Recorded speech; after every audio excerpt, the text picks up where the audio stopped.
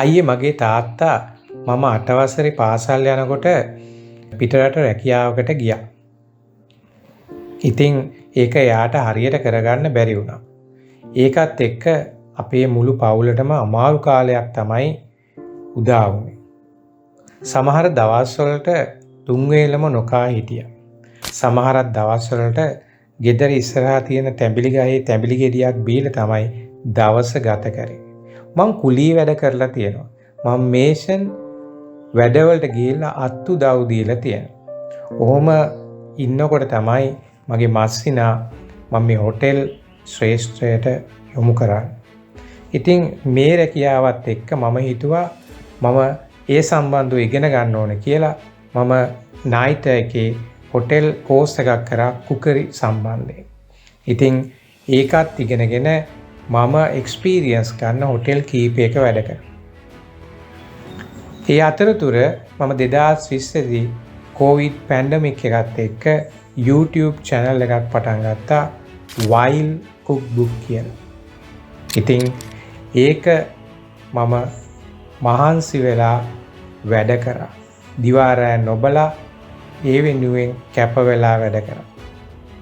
මෙහෙම කියන්නේ Wild Cookbook අද හැමෝම දන්න 10 million subscribersලා ඉන්න මුළු ලංකාවෙම ජනප්‍රියම සහ subscribersලා වැඩිම ප්‍රමාණයක් ඉන්න YouTube channel එකේ අයිතිකාරයා ඕනර් චරිතෙන් සිල්වා.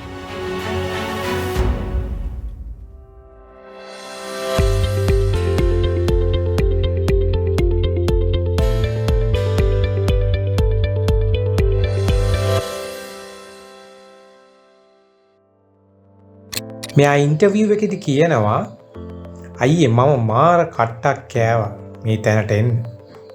හැබැයි දැන් ඉන්න තැන ගැන මට හරිම සතුටුයි. එතකොට අපි මේ චරිතය දිහා හොඳට අධ්‍යයනය කරලා බැලුවොත්, ඇනලයිස් කරලා බැලුවොත් ඔබට දකින්න පුළුවන් එක දෙයක් තමයි මෙයාගේ හරි වයසේදී පැෂන් එක හොයාගත්තා. මෙයාගේ ආසාව මොකද්ද මෙයා කරන්න ඕන කියන එක මෙයා හොයාගත්තා. ඒක තමයි තමන්ට පැෂන් එකක් තියෙන්න ඕන කියලා කියන්නේ. තමන් ආස කරන දෙයක් තියෙන්න ඕන. ඒ කියන්නේ ඔබට තුන් වේල නොකෑවත් බඩගින්නේ ඉඳලා හරි මේ වැඩේ කරගෙන යන්න ගැම්මක් අරගෙන කරන්න පුළුවන් පැෂන් එකක් ඔයා හොයාගන්න. ඒ කියන්නේ ඔයා මොකද්ද ආස කරන දේ, ඉස්සරහට ඔයා කරන්න කැමති දේ, මොන ප්‍රශ්න ආවත්, මොන ගැටලු ආවත්, මොන වගේ අභියෝග ආවත් ඔයා කරන්න කැමති දේ තමයි වගේ පැෂන් එක කියලා කියන්නේ. ඉතින් දැන් චරිත් එයාගේ පැෂන් එක හොයාගත්තා. එහෙනම් ඔයත් ඔයාගේ පැෂන් එක මොකක්ද කියලා ඉස්සෙල්ලා හොයා ගන්න ඕන. ඊළඟට චරිත් කරපු ඊළඟ වැඩේ තමයි මොකද්ද? තවත් අනිත්‍යත් එක්ක තරම් කරන්න ගියේ නැහැ. එයා කම්පීට් කරන්න ගියේ නැහැ කාත් එක්කවත්.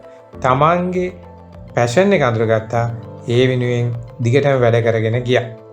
ඉතින් ඔයා අනිත්‍යත් එක්ක තරම් කරනවද? නෑ. එහෙම තරම් කරන්න ඕනේ නැහැ. ඔයාට චැලෙන්ජ් කළා ඔයාගේ ටාගට් එකට යන්න උත්සාහ කරන්න ඕන කියන එක චරිතයෙන් අපිට ඉගෙන ගන්න පුළුවන්. ඊළඟ එක. දෙවෙනි එක තමයි යුනික්නස් කියලා කියන්නේ. යුනික්නස් කියන්නේ ඔයා දන්න ඇති ගොඩක් අය YouTube channel කරනවා. මේ වගේ programs කරන අය. හැබැයි මේ level එකට එන්න එයා මොකක්ද කරේ? එයාගේ විශේෂත්වය මොකක්ද? එයා වෙනස් විදිහකට තමයි මේ වැඩ ටික ඔක්කොම කරගෙන ගියේ. මෙයාගේ වීඩියෝ හදන එකේ ඉඳලා, එයා ෂෝකේස් කරන තැන ඉඳලා, ප්‍රසන්ට් කරන තැන ඉඳලා හැම තැනදීම මෙයා යුනික්නස් එක මේන්ටේන් කරා.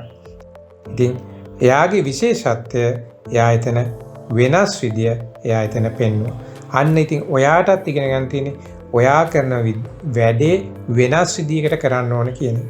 හැමෝම කරන දේ නෙමෙයි, ඔයාට කරන්න පුළුවන් වෙනස් විදියක් හොයාගෙන ඒ දේ ඔබ ප්‍රගුණ කරන්න ඕන.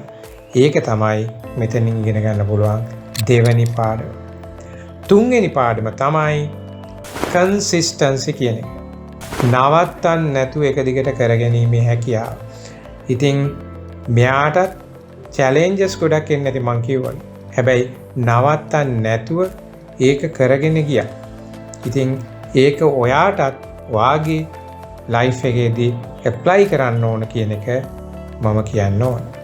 ඔය දන්නවා අලිබබා ගෲප් එකේ ෆවුන්ඩර් ජැක් මා කියනවා කෙනෙක් සාර්ථකත්වයට පත් වෙන්න ඕන නම් ඉස්සෙල්ලා ඉගෙන ගන්න ඕන කියලා. ඊට පස්සේ ඒ ඉගෙනගත්ත දේවල් ටික වගේ පැෂන් එකත් එක්ක මැච් කරලා හොඳ ස්පෙෂලායිස් කරපු බොස් කෙනෙක් යටතේ කම්පැනි එක වර්ක් කරන්න කියලා කියනවා. ඊට පස්සේ කාලයක් වැඩ කරලා එක්ස්පීරියන්ස් එක අරගෙන තමන්ගෙම ආයතනයක් ඒ සම්බන්ධයෙන් පටන් ගන්න කියලා කියනවා. ඊට පස්සේ තමන් ඒකේ උඩටම টপ ලෙවල් එකට ආවට පස්සේ තමන් කරන්න ඕන ආයිත් යං ජෙනරේෂන් එකට හෙල්ප් කරන්න කියන එක. ඉතින් ඔයා මේ ජැක්ම කියපු කතාව හොඳට බැලුවොත් ඒක චරිත දැනුවත් හෝ නොදැනුවත්ව කරලා තියෙනවා. මොකක්ද? පළවෙනි එක එයාගේ පැෂන් එක අයිඩෙන්ටිෆයි කරගත්තා. එයා ඒකට අදාළ ජොබ් එකක් හොයාගත්තා. ඊට පස්සේ ඒකේ අධ්‍යාපනය ලැබුවා. ඒකත් එක්කම එයා කාලයක් ඉගෙනගෙන එක්ස්පීරියන්ස් කරලා එයාගෙම කියලා ආයතන පටන් ගත්තා. හරිද? එයාගෙම රෙස්ටොරන්ට් එකක් පටන් ගත්තා. එයාගෙම YouTube channel එකක් පටන් ගත්තා. ඒකෙන් එයා වැඩ කරනවා. ඉතින් ජැක් මා කියපු ඔය කතාවයි මේක එකට ලස්සනට මැච් වෙනව නේද? ඉතින් ඔයාටත් මේක හරියට ෆලෝ කරොත් ඔයාගේ ජීවිතේ ගොඩාක් දුරට යන්න පුළුවන්. ලස්සනට තමන්ට අවශ්‍ය කරන පැෂන් එකට ළඟා වෙන්න පුළුවන් හැකියාවක් තියෙනවා.